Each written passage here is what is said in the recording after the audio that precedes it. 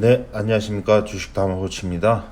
좋은 질문이 들어와 있어서 이렇게 답변을 드리고자 녹화를 시작합니다. 오늘 일요일 오전인데 일찍부터 이렇게 영상을 보시고 이렇게 공부하시는 게 저도 기분이 좋아가지고, 안 그래도 이제 액세스바이오 추세 끝까지 먹고 가는 거는 답변을 드리려고 했어요. 왜냐하면 액세스바이오 같은 경우는 제가 계속 매매를 준비하는 시점이고 매매를 하고 있는 오전장에서 중요한 타이밍이기 때문에 강의용으로 들어간 이제 그 녹화하면은 설명이 없이 진행됐기 때문에 따로 녹화를 그렇지 않아도 하려고 했어요. 이제 복귀 차원에서 우리 주식인들 뭐 어디 가서 얘기할 때 크게 없잖아요.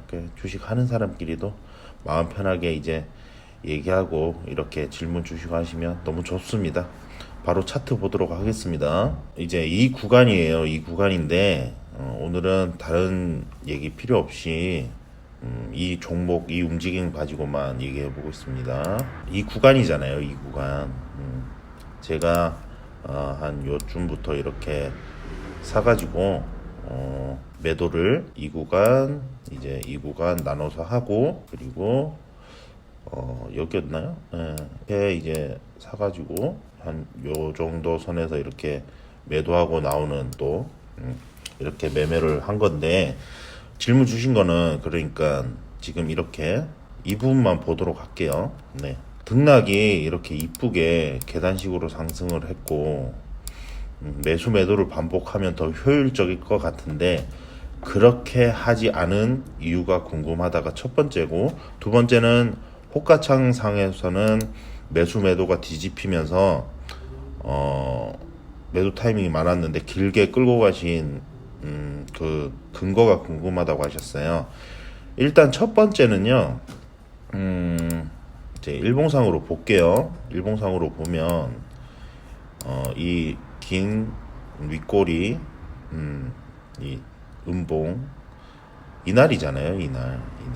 네, 이날이잖아요.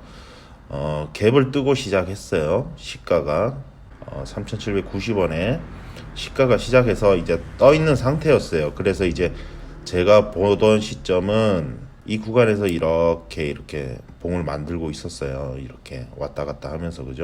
그러면 저는 생각을 하는 거예요. 이 의도는 뭘까? 이렇게 갭을 띄우고 여기서 버티고 있는 이유는 뭘까 생각을 하는 거예요. 이제 갭이 많이 떠 있는 상태지만 밀리지 않았단 말이에요. 크게 밀리지 않고 이제 시가를 회복하면서 들어 올리고 있었는데 어디까지 가냐는 거예요. 어디까지 가냐, 어디까지. 네. 그래서 이제 거래량이 중요하다는 것은 앞전에 이제 데이터가 중요한데, 이미 보시면 역사상 신고가, 이 종목의 신고가를 봤을 때 그때 당시 거래되던 것보다도 가장 최근에 거래되는 양이 굉장히 큽니다. 크기 때문에 이것은 이제 거래가 붙기 시작하면 그냥 차트만 보면 이렇게 다 윗꼬리 지역이잖아요. 윗꼬리 지역이라서 차트만 봤을 때는 이렇게 반복적으로 거래가 되면서 강한 매물대처럼 보여지지만, 지금까지 붙어 있었던 거래량을 봤을 때 이 구간을 들어서도 충분히 밀고 올라갈 수 있겠다. 거래가 터져준다면. 오전장에 보면 이제 지금은 이렇게 올라와 있는데, 오전장에 많이 이렇게 상승을 하고 있었겠죠. 계속 상승을 계속 하고 있었을 거 아니에요. 네. 판단을 하는 거예요. 판단을. 그리고 이 종목 같은 경우는 애초에 진입해서 녹화를 할 때부터 이거는 길게 끌고 가는 거를 보여드려야겠다, 요 생각을 한 거예요. 그게 가능해 보였으니까. 하지만 호가창상으로 이제 제가 느끼는 근거가 있겠죠. 단순히 잠깐 호가창이 이런 구간에서 반대로 역전되고 하더라도 역전된 상황에서 물량이 나오는 부분들, 체결이 되는 부분들을 보면서 판단을 하는 거죠. 특정한 움직임이 아니라면 슈팅이 나올 수 있겠다, 이렇게 판단을 한 거예요. 그리고 이 고점 지역에서 매도를 한 거는 이제 팔아야겠다, 호가창상에서도 더 이상 뚫으려는 의지가 약해 보인다 라는 생각을 가진 거예요. 그러니까 제 기준인 거예요. 그래서 이제 기준대로 하다 보면 이제 운이에요, 운. 최고점에서 매도를 한다는 것은 사실상 운입니다. 여기서 더 갈 수도 있는 거예요. 네, 하지만 저는 이제 기준대로 하는 거예요. 네, 그래서 이제 최고점 매도 같은 경우는 운도 작용을 했다. 기준대로 하다 보니 운이 억세게 좋았다. 뭐 그런 거라서 고점 매도에 대해서는 크게 신경을 안 쓰셔도 됩니다. 근데 이제 질문 중에 누가 봐도 계단식 상승이었는데 왜 또 다시 매수하고 매도하고 반복하면서 극대화시키지 않았냐라고 질문을 하시는 거예요. 근데 한 가지 이제 질문은 너무 좋습니다. 하지만 한 가지 맹점이 있는 게 결국 이렇게 다 지나왔잖아요. 네. 지금 보면 굉장히 뭐 그렇게 생각할 수도 있지만 저 같은 경우는 정석적인 움직임이랄지 이런 것들을 표현을 좀 잘 안 해요. 조심스러운 부분이고 이 계단식 상승이란 것은 1차, 2차, 3차라고 봤을 때요. 1차에서 끝나는 종목도 많고 2차에서 끝나는 종목도 많아요. 그리고 3차가 나오고도 또 추가로 4차까지 슈팅이 나오는 상황도 있습니다. 하지만 그것은 다 지나고 났잖아요. 네, 다 지나고 났고 그리고 물론 이제 그렇게 반복해서 매매를 할 수도 있겠지만 수익의 극대화? 네, 그러니까 사실은 더 크게 비중 베팅을 하게 되면 그렇게까지 이제 한계를 느끼면서까지 호가창에서 한계를 느끼는 단계까지 끌고 가지도 않습니다.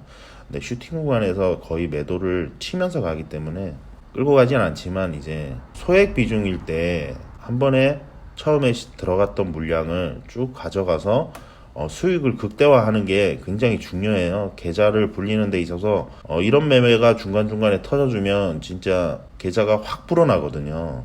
물론 이제 꾸준하게 1, 2%, 3% 누적시키면서 가면 그것만으로도 충분해요. 하지만 이것은 이제 제가 겪었던 거예요. 이제 1, 2%라고 하면 예를 들면 매수를 했다고 쳐요. 그러면 1, 2%라면 뭐 대략 이쯤 위치 되잖아요. 이쯤.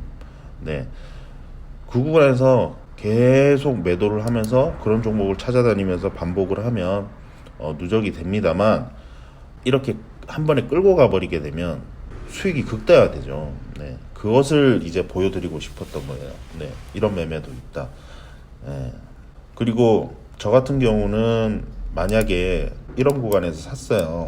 이런 구간에서 사고 만약에 매도를 이런 구간에서 했어요. 전량을. 그러면 더 가겠다 싶어서 매수할 때는 처음에 먹었던 물량 그대로 전체에 다 들어가지가 않아요. 왜냐면 이게 3차 파동이 나와서 그렇지 죽을 수도 있거든요. 이렇게 막 죽어서 내려갈 수도 있는 거예요.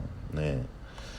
그래서 손절도 준비를 해야 되는 거예요. 손절에 대한 생각도 해야 된다는 거죠. 그러면 만약에 리스크를 안고 매수를 하고 슈팅을 먹으면 좋겠지만 손절할 때도 대비해야 되기 때문에 이 첫 번째 매수했던 물량 그대로 들어가지 않는다는 거예요. 그래서 처음에 매수를 쫙 들어가서 바로 먹는 것보다 결국에는 손해예요. 손해. 예, 차라리 이게 더 크게 먹을 수 있는 거예요.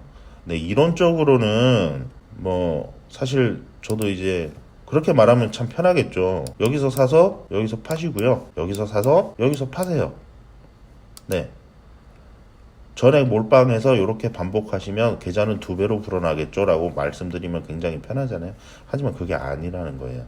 항상 매매를 함에 있어서 수익보다 더 중요하게 생각하는 게 내가 지금 시점에 진입을 해서 손절을 하게 되는 케이스일 때 리스크는 얼마인가, 첫 번째 수익을 훼손시키지 않는가, 이런 게 굉장히 중요하기 때문에 저 같은 경우 이제 매수 매도 반복하는 일지들을 많이 보셨을 거예요. 하지만 늘 말씀드리지만 두 번째 타점 이렇게 들어갈 때는 절대 첫 번째 수익을 훼손시키지 않는 수량만 들어갑니다.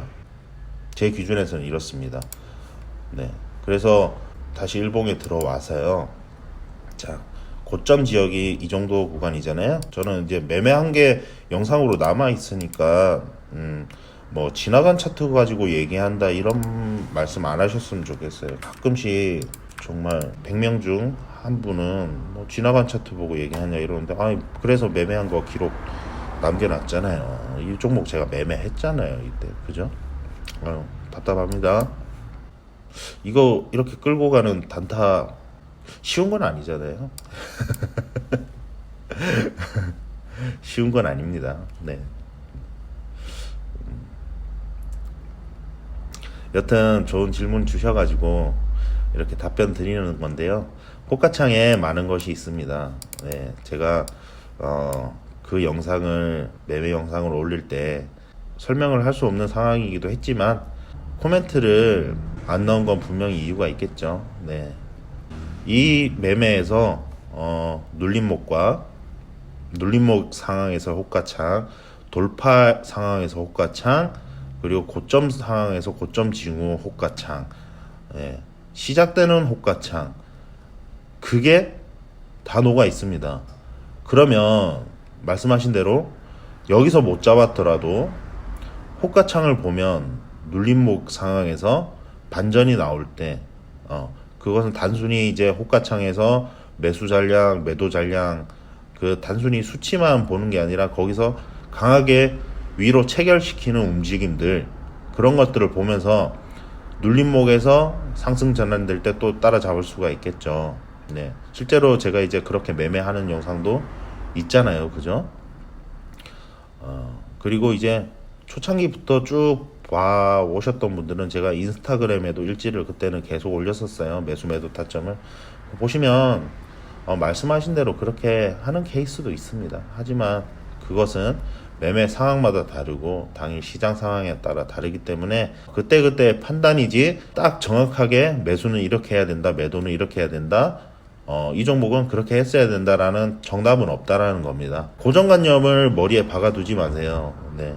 제가 최근에 이제 올려드렸던 영상들을 보시면 비슷한 것 같지만 차트 모양과 호가창의 상황은 그때그때마다 많이 달랐습니다. 네. 단순하게 패턴을 머리에 박고 가는 것과 그 패턴에서 응용되는 부분, 그리고 기본적인 원리에 대해서 생각을 하다 보면 장담컨대 다양한 상황에서 매수 타점과 매도 타점을 잡을 수 있다고 생각합니다. 네. 머릿속에 그려서 넣지 마세요. 머릿속에 그려서 넣다 보면 많은 함정에 빠집니다. 질문 너무 좋았고요. 바로 올리도록 하겠습니다. 이 상황에서 진행되는 부분, 첫 거래와 돌파, 그리고 눌림목 상황들에서 호가창의 변수, 호가창의 조건들, 호가창에서 다시 상승으로 전환시킬 때의 그 순간순간들이 다 들어가 있어요. 그래서 이 종목의 돌파, 눌림 다 반복됩니다. 네. 그리고 거래량 너무 좋은 상황이었어서 그대로 올린 겁니다. 거기서 많은 것을 캐치하셨으면 좋겠습니다. 왜 눌림목에서 안 팔았는지, 지나고 나서 보니 눌림목이지만 그때 당시에는 하락하기 직전의 상황도 많았습니다. 왜 안 팔았는지, 왜 끌고 갔는지, 그것은 그 영상에 다 담겨져 있습니다. 감사합니다.